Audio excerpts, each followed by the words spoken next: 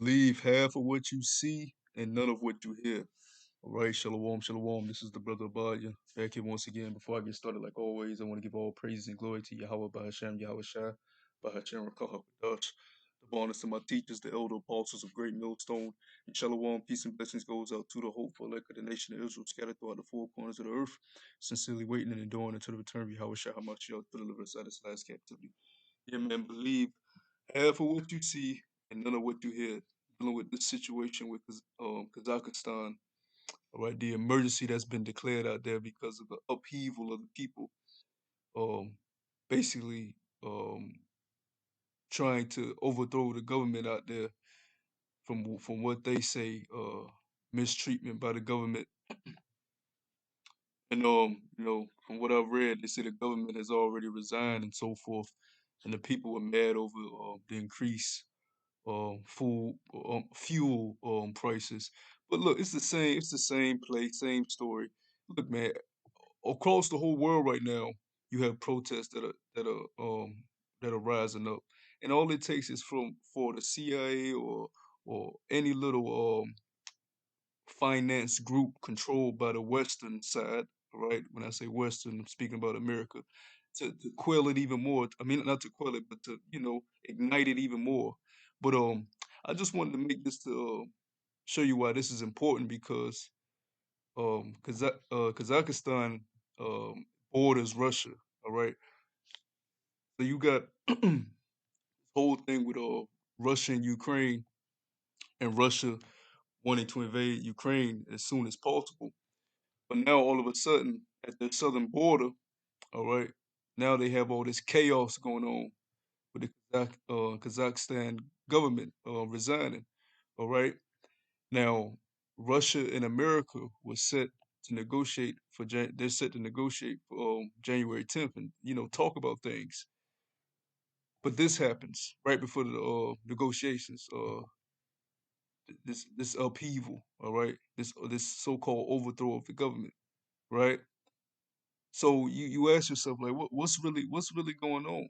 Is America behind it, like they're always behind things, right? So now not only Russia has to deal with the fact that they're trying to get things straight in Ukraine the way they want it, they got to deal with that southern border completely out of whack right now, and then they have to deal with meeting America for talks on January 10th. Now this is what the press secretary, this demon Jen here, had to say, which is going to be another telltale sign of they're telling on themselves. Because this is the first thing she comes out and say. Listen to what she says. As you noted, we have seen that, and we're monitoring reports of protests in Kazakhstan. We support calls for calm, for protesters to express themselves peacefully, and for authorities to exercise restraint. There are some crazy Russian claims about the There are some crazy Russian claims. Crazy Russian claims. Okay. crazy Russian claims about the U.S. being behind this. So let me just use this opportunity to convey that as absolutely false and clearly a part of the standard Russian disinformation playbook we've seen a lot of in past years. Go ahead. See? You look at the smile on her face when she says it. Everything's a damn conspiracy when it comes to talking against America. If somebody say America's behind it, it's a damn conspiracy theory. But look at the smirk on her And face. disinformation playbook we've seen a lot of in past years. Go ahead. Yeah, they're setting the narrative. They are clearly behind this, man, causing chaos like they always do to get their way. But this may backfire on them because Russia. What you gotta understand, the Lord has put a spirit on Russia to where Russia is going to do what they want to do in these time periods because America's hegemony over the whole world, all right, is being brought down. The Most High is done with America, so He's about to bring it down. He's using Russia to be one of the nations to bring it down. Okay, now this also affects China. This is why Kazakhstan is so important because Kazakhstan is one of the places where China's economic belt runs through. All right. Now, what is their economic belt? If you're not familiar with it, basically, China is trying to leave from under this American dominance in the economic system. All right. That's really what it boils down to. That's really what all this boils down to. With all these nations vying for power and fighting against one another, people are tired of America bullying everybody with this petrodollar and controlling every goddamn thing. So that every country's building their own type of economic system to benefit them in their country.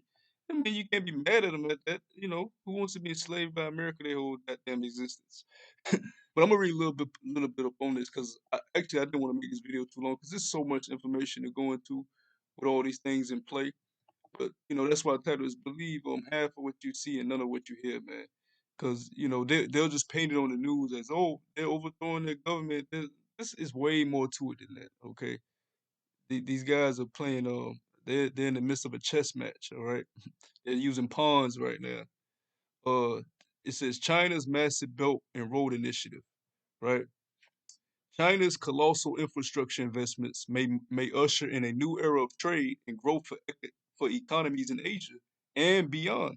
But skeptics worry that China is laying a debt trap for borrowing governments. Yeah, who's those skeptics? I bet it's America. Uh, let me see what I want to. It says China's Belt and Road Initiative, sometimes referred to as the New Silk Road, is one of the most ambitious infrastructure projects ever conceived.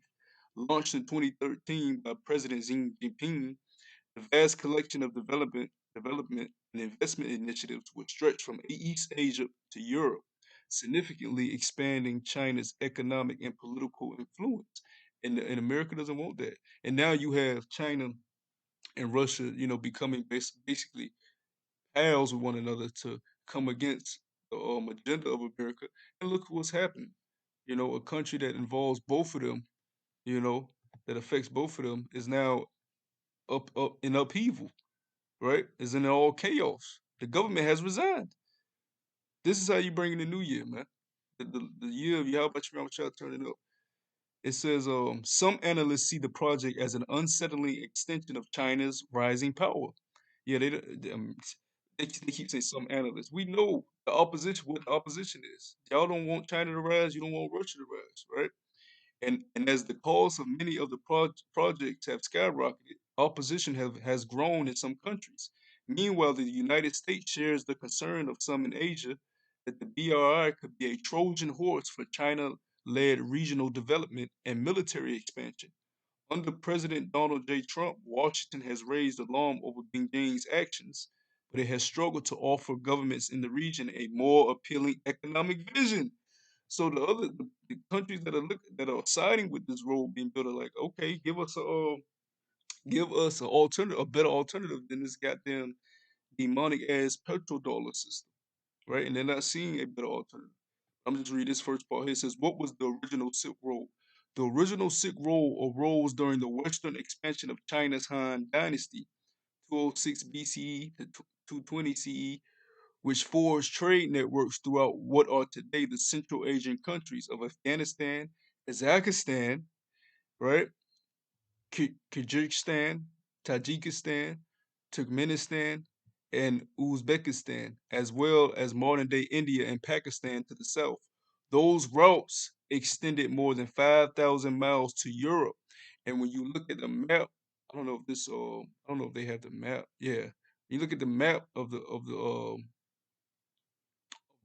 this belt, it basically starts from China and it goes all the way into Europe, all right? And it passes through Kazakhstan, you know, and it goes to Europe. Basically, they want to control their imports. They want to control, you know, their economic power, right? Um, let me see, was there anything? I mean, because like I said, there's a lot of information you can go into on this, but I didn't want to. I just want to kind of touch on this whole Kazakhstan situation, how it affects Russia and China, because here it is, Russia already said they're invading Ukraine. It's not a if, it's a when. And they said when they do, if America puts sanctions on them, they're going to see that as an act of war. So here we come up on these negotiation talks, and now at the south of their border, you have the government is totally overthrown, right? And we see this happen a lot in countries where America will finance rebel groups to try to overthrow government. It's the same playbook. The devil uses the same tricks, same wicked tricks, man. Finance these rebel groups to try to overthrow these governments that they, where they want to cause chaos for their own agenda to be established, man. But as you can clearly see from what this demon here has said, Russia is already claiming that they're behind it. So Russia, this may backfire on America, but Russia may really go hard with what they want to do now. Like, and they said the talks are set for January 10th, January 12th, and January 13th. So even if they talk with the U.S., you know, even if they may move before then, but even if they talk with the U.S., I don't see this. I don't see any what you would call benefit for America coming out of this. Russia is going to do what they want to do. For the Lord has put a spirit on Russia to be combative against America and NATO, which is the beast. All right. The whore that rideth upon the beast is America, and the beast is NATO. Okay, the European Union, the EU. Okay, it says the January 12th NATO meeting will be held in EU hub Brussels. Right, Rykov said, while the January 13th talks will involve the Vienna-based Organization for Security and Cooperation in Europe, which includes the United States and its NATO allies, as well as Russia, Ukraine, and other ex-Soviet states. So now all they got to deal with all this chaos at their southern border. Is it just a coincidence? I think not, man. And as I've showed you, which you can go into that Silk Road initiative of China, you can really go into depth into that. How the Western powers, mainly America, are against that. Um, but that this clearly affects China and Russia. So but America doesn't realize we're not. These nations are tired. They're not just going to back down because you do the same tricks. All right, we're in a time period now where they're gonna fight back, man. They're gonna fight back. So we're gonna see what comes from this. But let's get Ezekiel chapter 38, verse 3. It says, "And thus saith the Lord power, behold, I am against thee, O Gog, the chief prince of Meshech and Tubal, and I will turn thee back and put hooks into thy jaws, and I will bring thee forth in all thine army and horses and horsemen, all of them clothed with all sorts of armor, even a great company with bucklers and shields, all of them handling swords." The Lord is putting the hooks and the jaws back into that spirit of that Russia, right? That putting that war mind state in back into them. And you see that with Putin. Putin ain't backing down. So now, America's doing this bullshit tactics again, you know.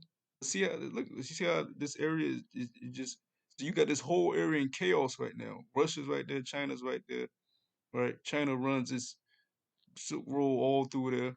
Russia's trying to go to Ukraine at their northern border. Then you have this chaos at their southern border. So this is not just a coincidence, man. This whole thing was initiated, by America, which they're gonna call it a conspiracy, but it was initiated by them. All right, they ignited the fire, the frustrations of the people there that's already been there. They went there and probably put one of their finance rebel groups to ignite the fire even more. So this was done to send a message to Russia ahead of these talks. So we'll see if it backfires on them. But I want to get a proverb. I want to end this with Proverbs. Uh, because like I said, I just wanted to touch on this whole situation. I didn't want to make this too long, but for those that are not well informed with this whole situation with Kazakhstan and its importance in that region, you would just think, oh, the people are just overthrowing the government. It's more than what the eyes see. That's why I said believe half of what you see, none of what you hear. And it's the same playbook. Even with these little black over here with these Black Lives Matter movement, these up rivals of the people. It all be finance bullshit, man, for their agenda. But anyways, Proverbs chapter 19, verse 9 says, "A false witness shall not be unpunished, and he that speaketh lies shall perish." So, hey, we'll see what happens. Most likely, this is gonna backfire on them because we're in the time of the Lord, judging this harlot that sits upon the beast, man. So I hope this was edifying. Let's keep a watch on this, and let's continue to hasten the day. Shalom.